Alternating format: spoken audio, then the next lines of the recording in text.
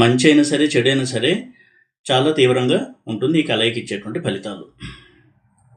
అందులోనూ రవి కానీ, కుజుడు కానీ ఉచ్చలో ఉన్న, మిత్రక్షేత్రంలో ఉన్న దీని యొక్క తీవ్రత ఎక్కువ ఉంటుంది. అంటే స్ట్రాంగ్గా ఉంటుంది ఈ కలయిక యొక్క ఫలితం. ఇక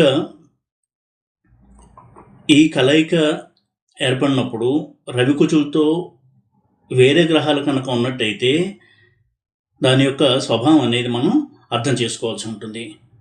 ఉదాహరణకి రవి కుజులతో చంద్రుడు కనుక కలిసినట్టయితే, అలా కలిసినప్పుడు అసంగత్వం చెంది రవికి చాలా దగ్గరగా ఉంటే మానసిక స్థితి మీద దాని ప్రభావం ఉంటుంది.